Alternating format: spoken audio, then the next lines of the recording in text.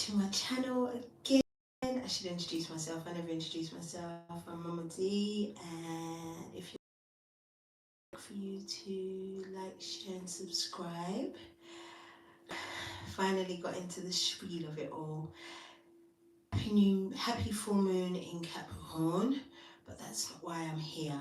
As promised, I have been called to speak on, not on behalf of, but to speak on the theme of the masculine and the mother wound.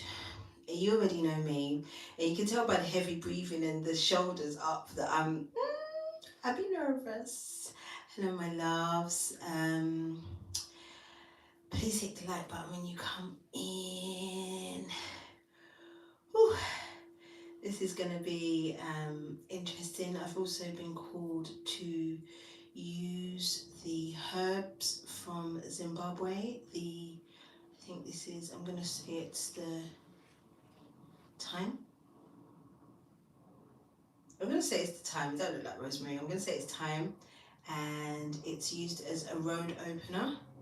And in this video, I would like to open the road to dialogue, to healing, to understanding, to, my mum loves that word, tolerance.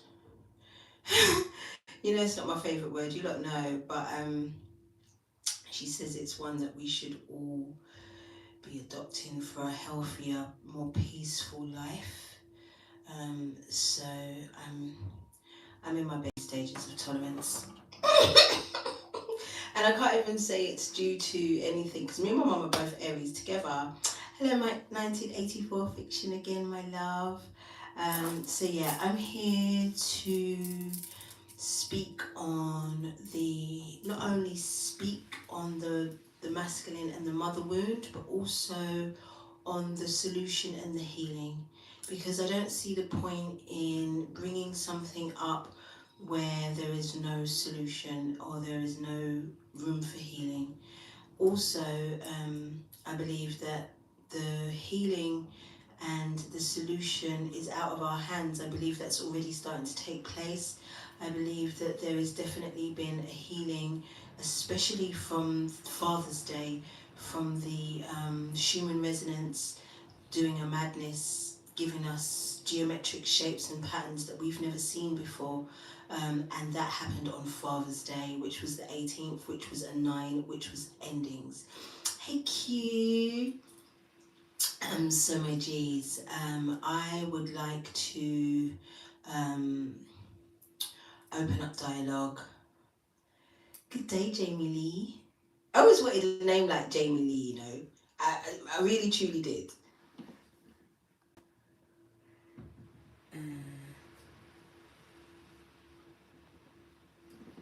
I think that's a super cool name. So as you know, the masculine energy resides in us all. Masculine and feminine energies reside in us all. And as I'm saying this, I'm also thinking about obviously the inner child who experienced these wounds, who experienced these wounds from the outset. Jamie Lee, you Aries as well. See, it's Aries name. I really love that name, you know. So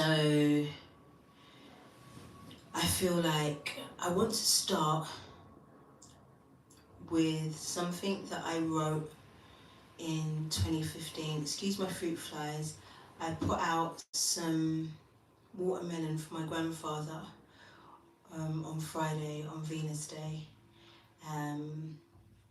which my mum used to say that when she was a child, my grandfather used to buy watermelon for the family and then buy one for himself so that he could eat that all by himself. So, hey Maylene, are you Aries as well? I mean, come on, family. So, I put some watermelon out for my grandfather which will lead me straight into prayer, because I also want to call on him. I want to be, I had notes galore. I had notes in about 3 different notebooks for this particular subject. I woke up Friday morning and I don't know if it was a dream or a vision. I don't know if I was fully asleep, but it was about my stepfather. So I was led to write about him, and also to bring him into the conversation. But then as I was writing it, I saw some things that really disturbed me about my father, my stepdaddy, and so I stopped writing, and I kind of decided not to bring that up. It might get brought up because I'm going to bring him into the conversation as one of my guides and angels anyway. So so like I said, on Friday, Venus Day, it started off with praying, doing my affirmations and all of those things, and then also writing up what I could remember from this narrative that I really didn't have anything else going on in my sleep dream time other than this narrative. And I was really excited because I was like, yeah, this is where I'm gonna present this masculine mother wound, because you know, I'm so nervous and I don't want to dishonor anything or anybody, and so I'll start here. And then when I was writing it down, I was like, oh, holy shit, like I don't know if I'm gonna talk about that. And then as the day progressed, I decided to give my grandfather his own offering of watermelon. I lit pink candles because it was Venus Day. And as the day progressed, I started to think about um, my love. Did you see the stammer? I didn't know what to call him. So I called him I'll call him my love. I started to think about my love and everything that we've been through over the last 7 years, and how estranged we are, even though we're cool. So I started to think about him, and then I started to see all kinds of things, signs and stuff.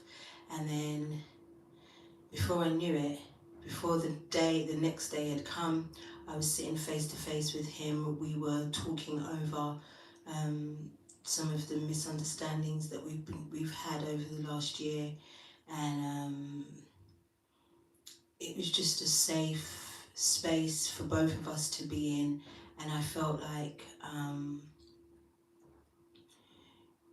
it was really time to start talking about this masculine and the mother wound. And the wound goes much more deeper than just the mother wound. It's the wound between the masculine and the feminine energy. And if conversations and if there's no room for conversations, then there is no room for healing. And so I wasn't allowing a space for healing because I wasn't allowing a space for conversation. So that being said, I want to get into prayers to join us all in this conversation together. Our Divine Mother and Father who live within us, hallowed be thy name, our freedom come, your will be done in us as it is within you. Give us this day our daily bread, and forgive us our trespasses against ourselves and others, as we forgive those who trespass against us in themselves, through all lifetimes, timelines, and levels of consciousness. Lead us not into temptation, but deliver us from the absence of love. For we are the kingdom, we are the power, divided we are weak, united we are victorious. And to you, the Almighty, we give all of the glory forever and ever. Duanete, thank you, thank you, thank you. It is done, it is done, it is done. So it is, and so it will be. Ashe. I particularly want to invite all of my masculine ancestors into this conversation. My grandfather, the Reverend Stephen James Lamini, my father, my stepfather, Edwin Lafayette, Edwin Theobald Lafayette. I also want to invite in my uncles and my biological father, George, I want to invite you all into this conversation. I want you to use me as a channel for anything that needs to be said. I want to remove my own bias and ego from this conversation so that we can find a real solution, and obviously celebrate the masculine energy as a feminine energy at this time. All right, my G's. Okay. Woo. I also want to invite my my masculine Orishas, Baba Legba, also Shango, into this reading.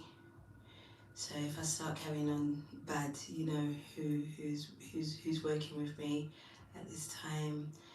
My guardians of the sea and air and the earth into this reading, or into this conversation, because there will be no tarot today, just simply because I just don't see a place for it right now. And I feel like whatever it is already is, and we need to feel the energy as opposed to read the energy. So if that makes sense. So that all being said, I'm going to start with something that I was channeled in 2015. I didn't know it was a channeling, but because I wasn't like that. I just journaled. I've been journaling my entire, from teenage years, 13 onwards. So I've always journaled. So to me, writing certain things down wasn't necessarily something I would call channeling. But in these times, I can see that it definitely was some type of channeling, and it seems very, very apparent right now. So on September, right, because it is bookmarked, September the 15th, 2015, it says, "They have seen the warriors in us. They must now look at themselves and see the warriors in themselves. Our strength is mighty, so they must be mightier. But while they are still within the hold of their beliefs about themselves, it is now time for us to only speak to the warrior in them, the king in them. If they are still afraid or under any illusion of their greatness, now that we understand ours, it is time to reveal to them theirs, with love, encouragement, faith, and empathy. What we have all been through has been traumatic, to say the least. But now that we are very clear on our purpose and we fully surrender to this process and Mother, Father, God, we can enjoy it. We have to individually surrender our lives to the Most High Love, and only then, when the ego has gone to sleep or is controlled, can the very real, very serious work begin. The union is just the cherry that we have each other to undertake this historical task. Our dreams of families and material gain may never manifest, because that isn't the goal and never has been. All my hopes and dreams are now with you, and I will not expect if your will is different. Every single moment of my life has come down to this magnificent event, and all at once my life has become the most magical sequence of events that makes me smile. Now that this is cleared and peace has been restored, I can go back further and begin to clear up the pain there. Okay, and I've written, it says, know thyself. I've put the 17th, and it says equals 8. Infinity, I pray for your guidance and deliverance. Now, as we're in the 7th year, I feel like this is a time for us to cultivate new energies. We are day by day being downloaded and upgraded and made into much more lighter beings as each day passes, especially during this 7th year. And I feel that as we go into the 8th year, this is when we are going to be asked to walk our walk and talk our talk. So this year is just about, I feel like this year is the study year. The year where we gain up all the information and we get all of the tools that we need together and feel confident in using them. And then in the 8th year, that's when we're going to be using them. So I feel like in this 7 year, the masculine energy is being broken open, so to speak. Because if you remember, although we're in the age of Aquarius, the opposite or the twin to Aquarius is Leo. And if Leo energy is the heart energy, then that is the element of not only the feminine, but also the masculine energy that is being torn open at this time. And if we are to fully to embrace this opening up of the masculine energies, heart space, then we have to definitely employ patience at this time, definitely employ empathy and compassion at this time. Because if you think about it, let's go back a little bit as to where the wound occurred. Now, in my opinion, because this is just my opinion, right?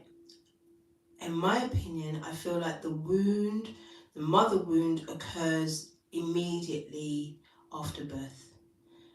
As soon as the masculine is propelled out of the womb, the portal, the safe space, and into the world, it is then that I feel that the masculine feelings of abandonment begin.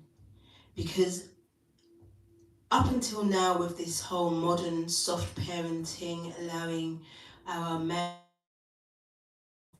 their emotions validated and worked through, before that was not a thing. As soon as you had a male child, the child was encouraged to be strong, to be tough, to be boisterous, to be, heavy-handed and ambitious, and to be a provider, to be a hunter in even more ancient times. Now that these boys have grown into men, they are now having to deal with a heart expansion that is opening them up to their feelings and their emotions, and some of the things that let me rewind a little bit. So while these young men are being, or these boys are being raised in this way, there is a lot of there's a lot of turbulence in their space. There's a lot of unrest in their space for a number of reasons.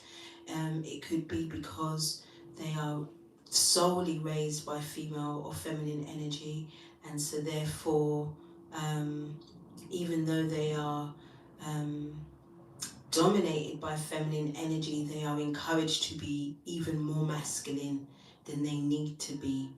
And one of the conversations that I had with one of my sons was the fact that he told me he was watching Power. I can't watch the program, it's too violent, yo. He was watching Power, and there's a character there who confronted his mother, his very religious mother, about how wicked she had been in his upbringing, and how that her words had turned him into the violent and angry man that he had become. And so that led my son to talk to me about his experience with his mother. He loves her dearly, let me say that first of all, but he definitely related to this character and remembers being called a little devil, remembers being called a demon, remembers being called evil, remembers being called bad, and all of these things that in anger and in frustration mothers will call their sons. And so if that is the first example, savage, if that is the first example of a masculine's relationship with a feminine, you can only, it's no wonder that the divide between the masculine and feminine energy is what it is. Now, you know, I've already spoken about the feminine, this feminine wound with the father. And if you want me to, I've done that over on Instagram, but I can do that again over here. But that's not what we're talking about, because I feel like the feminine at this time has had a lot of airtime when it comes to healing and the reasons why we have experienced some of the wounds that we've experienced. And we've had our own individual mother wounds, but I feel like there has still not been, or still isn't, enough airtime given to the masculine wound and how it occurred. So there's obviously the narrative that, especially from where I come from in the inner cities of London, the lack of respect that we have or have had in the past for one another has definitely come down to the fact that many masculines who were raised solely by their mothers and feminine energies don't have respect for them simply because the mothers have bullied them. And so if we can see it from that perspective, that many masculine energies were bullied and manipulated, and if they weren't bullied, then they were made into boy husbands, because that's a thing. They were made into boy husbands by their mothers, so therefore again have only behaved in the way that they have been trained to behave. And even if we want to extend it even further, I mean, there's a lot more male teachers, but in my time there was many feminine teachers that didn't there wasn't enough representation in schools of masculine energy. And whenever masculine energy was brought into the mix, it was either a fireman or a policeman. Do you understand these very hyper masculine representations? There was never a balanced representation of masculine energy. So therefore, and then obviously there's the fathers who, if they were in the home, they were the provider, they were the disciplinarians, and didn't really show any type of emotion, didn't really show any type of compassion, or didn't allow their sons to do the same. So therefore, when we talk about the divide between the masculine and the feminine energy, I feel like a lot of the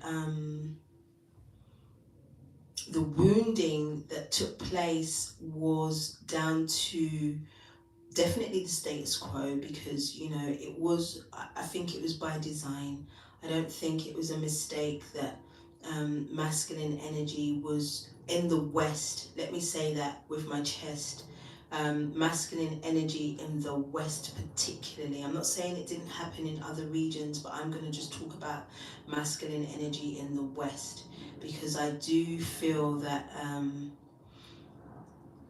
masculine energy in other regions, in other cultures, was somewhat different. But I don't feel like I've got any kind of experience to speak on those things, so I I'm just going to refer to the Western ideology and society and what I saw personally. Now, there's also the fact that a lot of these masculine energies were raised by young women, children, even teenage women, and so they weren't women even, they were girls. They were raised by young girls who had their own agendas, had their own ambitions to be who they wanted to be, you know, as teenagers do. Teenagers want to be free, teenagers don't want to be restricted and held down. So, you know, our masculine energies could have felt like burdens. And because that energy wasn't, or that particular element wasn't addressed or has never been addressed, they can even in their own relationships with their wives and girlfriends and stuff feel like burdens. So therefore they're very quiet, they don't speak much, they try to be seen and not heard. Another thing that I found with talking to some of my brothers and my sons and my nephews was that abandonment was a massive issue with the masculine energy, and how they felt that despite what I said, other than what I said about being propelled from the portal from the womb, in actual living, breathing life, they felt abandoned. They felt that their mothers were more interested. One of my nephews said that he felt that his mother was more interested in keeping a man than she was about raising him. That hurt my feelings. But because it was such a real truth, such a common thing, I feel like there was a time when women were not allowed to be independent. So therefore, if they couldn't keep a man or have a man around, then they would be in very compromising situations. And I mean, not being able to take care of themselves, not being able to keep a roof over their heads. So the importance of keeping a masculine or a man in their home, regardless of how this man treated them or their existing children, was more of a priority than raising their children and keeping a safe space for them. And again, I'm not throwing no shade or blame. You know, these are circumstantial situations that I feel were by design. And then the government were like, oh, what can we do to further create this divide? And they were like, I know, let's get these women on social housing, let's get these women on benefits so that therefore they don't need a man. So once we can give them a roof over their head and some type of minimum income, then they don't need a man. And then we become their men. I'm telling you, listen, I used to make big joke that David Cameron was my bitch. David Cameron was my husband back in those, I can't remember which year that was, but when I was signing on, but I was like, yeah, David Cameron. They were like, are you single? I was like, no, David Cameron's my man. He's paying for my yard. He's paying for my bills. He's giving me, I mean, I go to the hairdressers every 2 weeks thanks to David Cameron. I don't need no man around. And then what that did was put even more pressure on the masculine to either do more, work themselves into the ground, or do nothing at all and not care. It was one or the other. I mean, the time that I was calling David Cameron my man, I was just divorced maybe a year, and the time that I was married, my ex-husband felt it necessary to work 50, 60 hours a week just to provide for us and to feel like a man. And because once you continue to do something, it becomes a habit. It becomes a habit. You're doing it even subconsciously. Even to this day, he's got no children to take care of, so to speak, right now. And he still does that. Still works 50, 60 hours a week. And believes that that is the masculine thing to do. And he's tired and he's stressed and he's pressed. And I'm saying to because I call him my brother now, like, I'm saying, like, bruv, like, what, to what end? How long do you do this for? Because you look older than your years, and and I feel like to him, where he didn't have the masculine example, what it is to be a good man or to be a good father or provider or all of these things, I feel like he's trying to change the narrative, but as he's trying to change the narrative, it's still toxic and it's killing him in front of our very eyes.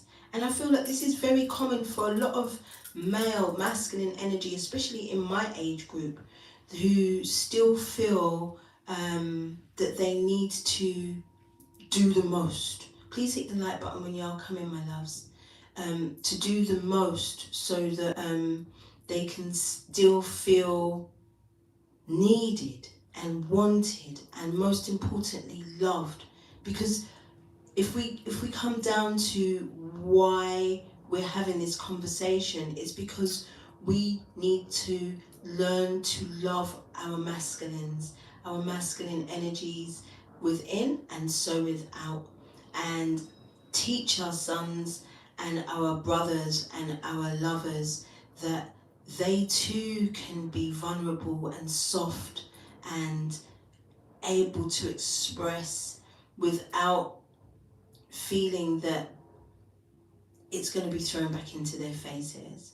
Because I feel like one of the most common complaints in this day and age is that from feminines is that their masculines are non-expressive and they don't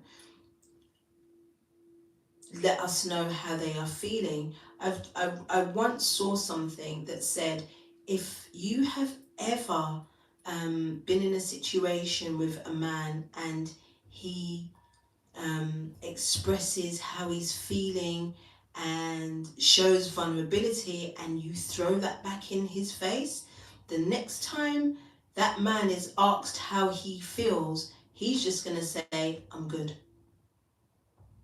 Regardless of how they are actually feeling. Hey, Timmy. Regardless if they are feeling good, bad, or indifferent. Your answer, if you ask any of the masculines in your world, how are you feeling today?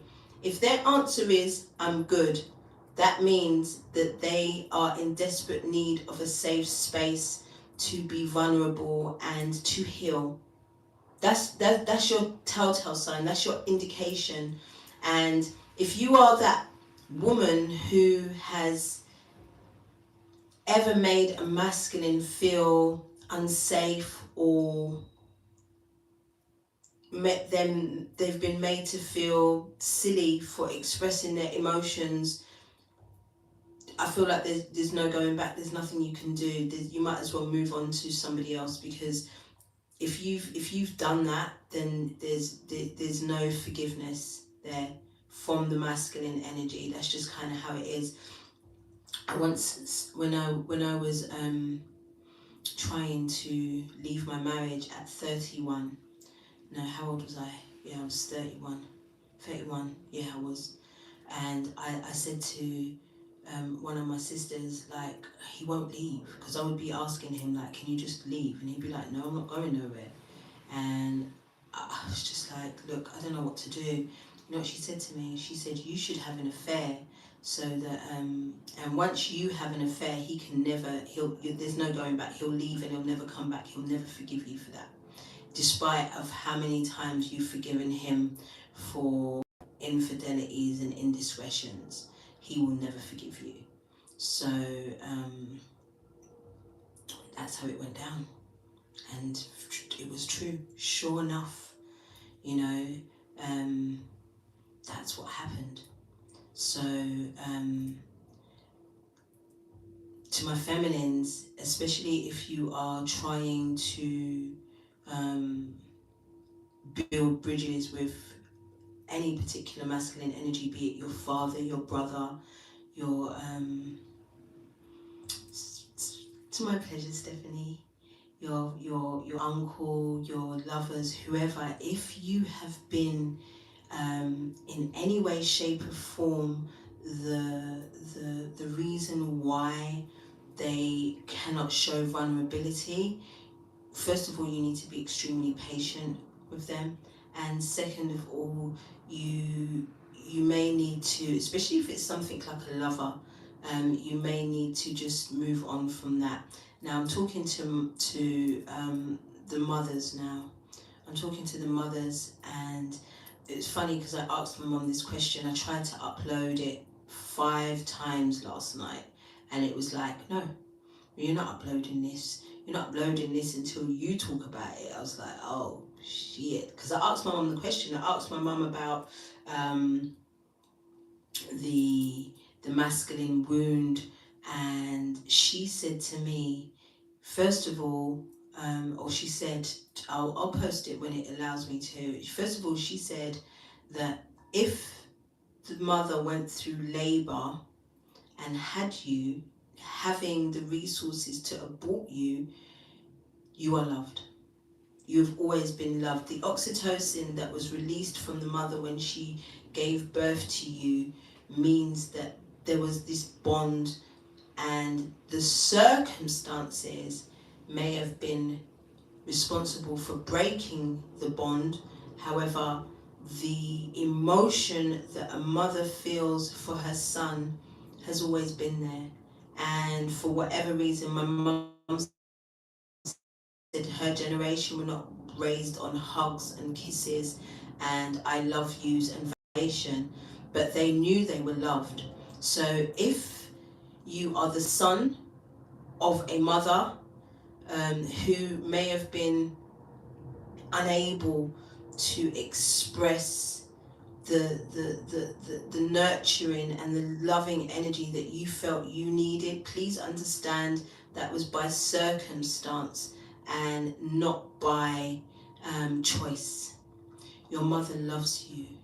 Your mother loves you regardless of how you came into the world. And my mum was very open about the very fact that she was a victim at 13 of rape, and she kept my brother and she loved him regardless. But it was very difficult for her to express this over exaggerated love, and at some point she had to abandon him. When I say abandon, he was left with my grandparents, and so therefore, you know, she wasn't there the whole time to protect him and make sure that he got all of the nurturing and the loving that he needed. But she wasn't even in a position to show and to give that to him. And so now there is this separation, this divide between the two of them. And, you know, now that I am healing is my priority, I'm really, really focused on healing that wound between my brother and my mother, wherever I can. And the wound filtered down from my mother to me. Me and my brother are like this, and I don't know why. I'm just putting it down to the fact that I am a feminine energy, and I remind him of his mother. And so this is what I've been trying to comprehend as well with my experiences with masculine energies, especially intimate masculine situations. And I would say that my relationships with my brothers and my sons, because you know I'm a mother, I'm Mama D for not by name, by nature. I have thousands of kids. As far as I'm concerned, I've got thousands of them. I've been nurturing people for as long as I can remember, and I call even people that are 10 years younger than me my sons or my nephews, or do you know what I'm saying? So that I have many people that I would say that I have very close relationships with, that I deem as my children, and they see me as a mother figure also. And these intimate relationships were formed mainly because they've not really had that type of intimacy with their own mothers. So anytime I have come across or adopted a new son or a nephew, it's mainly because they don't have a close relationship with their own mothers. Whenever I have had any type of resistance in romantic situations, it's normally because they don't have a good relationship with their mothers either.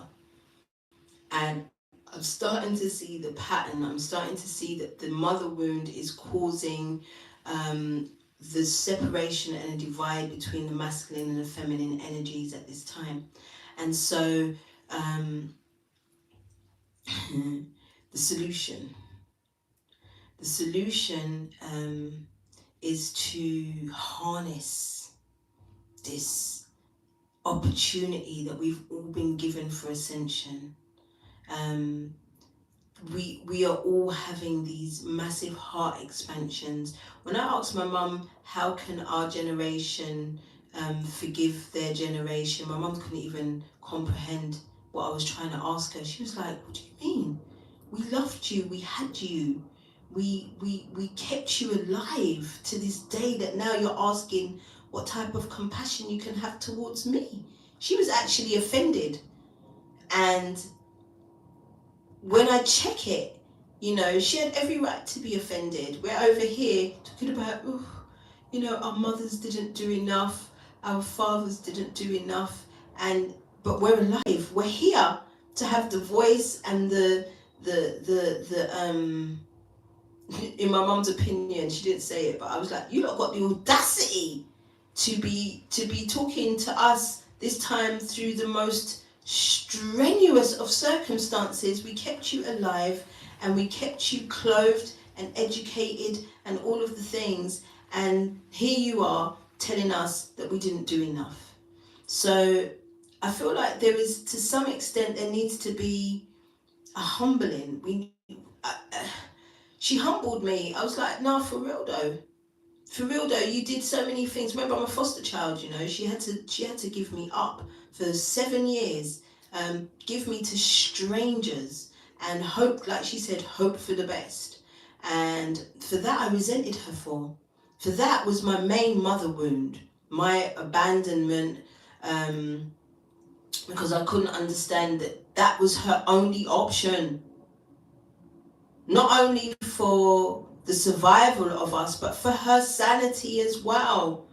She was trying to do better things and bigger things for both of us, and she had to do what she had to do. And I know that there's a lot, especially in African and West Indian families, mothers very often either sent their children to their homelands to be raised, or came over here and left their children in their homelands to be raised by relatives. And sometimes the relatives were alter ada and mean and horrible to them. But at that time, I feel like it was not an easy decision for the mother.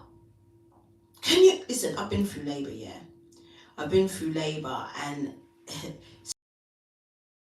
because it was so painful. That's when I started adopting other people's children, because it was so painful and it was so traumatic and it was so overwhelming. If it wasn't for the oxytocin that comes after to save your life, to make you cry and be grateful, I feel like I would have died. And I didn't go through all of that then to then be faced with a decision whether or not I was going to be able to take care of my child. Do you know what I mean? I did. I was lucky enough to keep her, but it was touch and go. It was touch and go. People were very shocked. I know that they were, that I was able to keep her, that she didn't end up in care and all of these things, because I was so young, so immature, and so broken.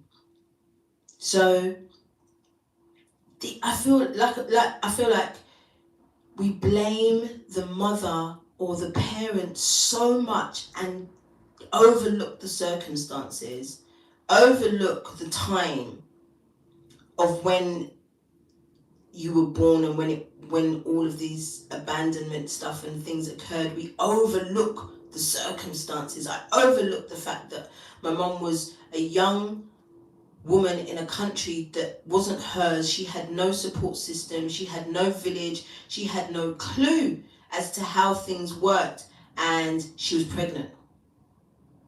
Somebody that didn't give, quite frankly, a fuck about her or me. And she had to make some very difficult choices and decisions in order to keep me alive, and also to keep herself alive and to survive, and also to provide for others in her culture, in her family that couldn't provide for themselves. So the solution, the number one solution, is to also, if you're going to have this deep wound, this deep grievance towards the mother, please look at the circumstances, please look at the time, so that you can factor all of that in as well, which will allow you to forgive that space and time much quicker. And as I said, I think we are being supported by the energies. I think we are being supported by this process of ascension. And as I said, as a divine feminine, I feel like I am responsible for uplifting the divine masculine energy, for supporting the divine masculine energy, for being a beacon of hope for the divine masculine energy, rather than dragging the divine masculine energy every time they do something to me that I don't like. Because a lot of the time it's not personal. It's got nothing to do with me. I've learned that over my process with my father, and well, I'm talking about Papa Eddie. Yeah? I'm talking about. Let me tell you about my best friend, Papa Eddie. My best friend was born in 1919. At 19 years old, he was a father for the first time. But due to the fact that he was so poor, he was denied access to his firstborn daughter by the parents of the baby mother. And in that moment, his heart broke for so many reasons. He felt betrayed by everybody. He felt betrayed by his mother for not protecting him and for not speaking up for him. He felt betrayed by the woman, the baby mum. He felt betrayed by her parents. He just felt like nothing. And as a Scorpio, he carried that wound with him right up until he met my mother some almost 30 years later. And he still had this expectation that my mum was to take care of him or to protect him, even though he was significantly older. And so I say all of that to say that on my dad's last year of life, the last 6 months of his life, he had dementia and other other things. He was 94 when he passed. Hey Allah, please hit the like button when you come in. He was 94 when he passed, and for my daddy asked me if I could call his mum. And rather than tell him that she'd long died and that she wasn't, I called. I called a number, I let it ring out, and I think them times there I had 2 phones, so I must have put one phone on silent and rang that other number, let it ring out, and only to tell my dad that she wasn't home, that she wasn't picking up right now. So just to alleviate that, but all of that to say that even though he felt very betrayed by feminine energies throughout his entire life, and he played that out, he was he was great to me. I feel like he was a good daddy to me, but to his own children, to my mother and other women, he was not the greatest. And at the end of all of that, he still asked for his mother's on his last days. He still asked for her. That's who he wanted on his last days. So I say all of that to say the grudge that masculine energy is holding towards the mother is hurting nobody more than it's hurting you. And it is your responsibility now as a grown man, masculine energy, to forgive, to find a solution to your pain, because holding it is not going to change a damn thing. And I said exactly what I said. Holding on to resentment and grudges and all of these things only hurts you. Nelson Mandela said, drinking poison is, and expecting the other person to die is ridiculous. So no one's telling you to have a relationship with anybody, but I am urging the masculine energy at this time, as you are being reborn, as you are being recollaborated, as you are being upgraded. Don't miss out on this opportunity to be the greatest version of yourself by still holding on to this long-standing mother wound. For the feminine energy, I ask and almost plead that we have more compassion towards our masculine energies, be it our sons, be it our fathers, be it our lovers, be it our uncles, nephews, whatever, to have more compassion towards them. I was speaking to another sister of mine who said that she went away on holiday with her sister's kid, who she described as a little shit, very spoiled, very lots. And when I asked her more to go into this reason why he was like this, he'd experienced a lot of neglect, he'd seen a lot of violence, his parents were...